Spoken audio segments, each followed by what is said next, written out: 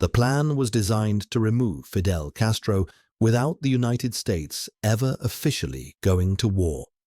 Instead of a direct invasion, American planners wanted something quieter and deniable.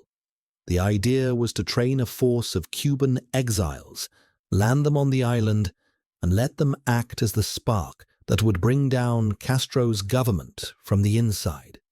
If it worked, the regime would collapse, and the United States could claim it had nothing to do with it. At the center of the plan was a belief that Castro's control over Cuba was fragile. Intelligence reports suggested there was widespread dissatisfaction, especially among the middle and upper classes. The CIA concluded that if a credible armed force appeared on Cuban soil, it would trigger defections within the military and inspire civilians to rise up. The invasion force itself was never meant to defeat the Cuban army. It was meant to create momentum and let politics finish the job. To carry this out, the CIA trained about 1,400 Cuban exiles, later known as Brigade 2506. They were trained in Guatemala and Nicaragua, equipped with light weapons, and taught basic amphibious assault tactics. From the beginning, the force was too small to hold territory or fight a prolonged battle. The planners knew this, but they believed the force would only need to survive long enough for the uprising to begin. Originally, the invasion was supposed to land near the city of Trinidad.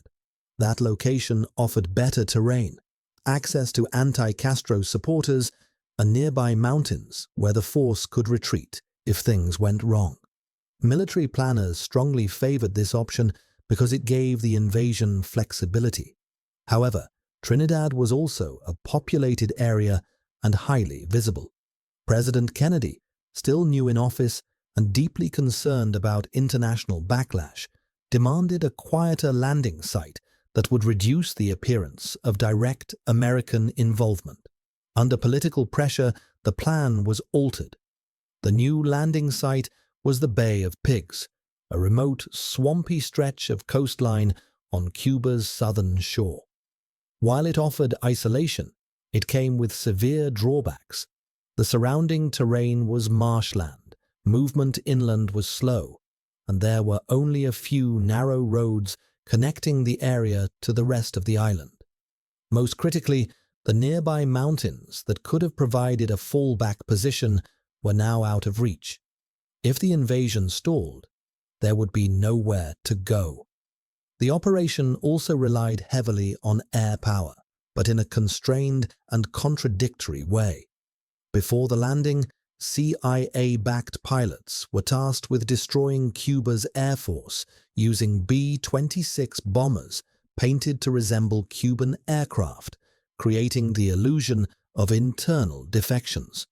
The initial airstrikes damaged several airfields, but failed to eliminate all of Castro's planes.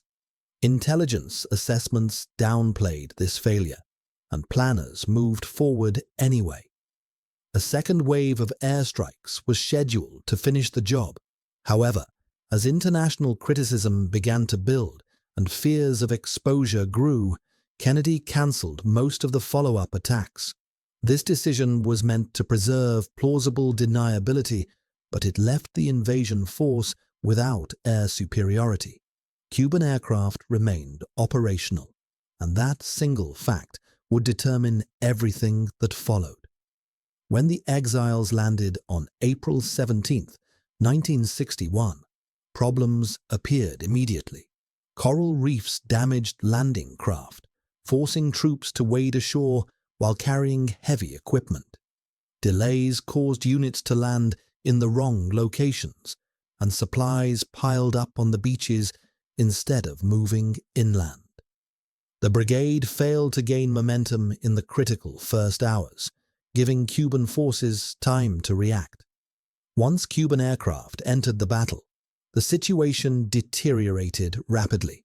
Supply ships were sunk, including vessels carrying most of the brigade's ammunition and fuel. Communication equipment was destroyed, cutting off coordination between units. Without air cover and with limited supplies, the invasion force was effectively trapped. Castro's response was faster and more decisive than American planners had anticipated. Rather than facing a hesitant or divided government, the exiles encountered a regime already on high alert. Cuban intelligence had infiltrated exile networks, and the invasion was not the surprise it was meant to be. Tens of thousands of Cuban troops were mobilized, supported by armor and artillery, and moved toward the landing zone. The expected civilian uprising never materialized. Instead of mass defections, local militias assisted government forces. Roads were sealed, escape routes were blocked, and the invading units were steadily pushed back toward the beaches. The invasion force, trained for a symbolic strike, was now forced into a conventional battle it had no chance of winning. Command and control failures worsened the situation. American officials hesitated to intervene more directly, fearing escalation and exposure. Naval forces nearby were ordered not to engage. Air support remained limited and inconsistent. The brigade's commanders on the ground requested reinforcements that could never arrive. By the third day, the outcome was inevitable. With ammunition nearly gone and surrounded on all sides, most of Brigade 2506 was killed or captured. The invasion ended not with a decisive battle, but with surrender. Castro used the victory to strengthen his position domestically and internationally, while the United States suffered a major loss of credibility. In the aftermath, internal reviews were brutal. The failure exposed deep flaws in American intelligence, planning, and civil military decision-making. Assumptions had been accepted as facts, dissenting opinions were ignored, and political concerns consistently overrode military judgment. The operation had been shaped more by what leaders wanted to be true than by what actually was.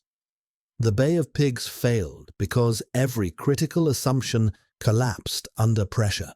The CIA overestimated popular resistance to Castro, underestimated the speed and effectiveness of Cuban forces, chose a landing site for political reasons rather than military ones, and restricted air power while still depending on it. Most importantly, the plan had no viable contingency once events deviated from expectations. In the end, the invasion did not collapse because of bad soldiers or bad luck. It collapsed because it was designed to succeed only under perfect conditions. Once those conditions failed to materialize, the operation unraveled almost immediately. The defeat was sealed not on the beaches of Cuba, but months earlier in the planning rooms where optimism replaced strategy.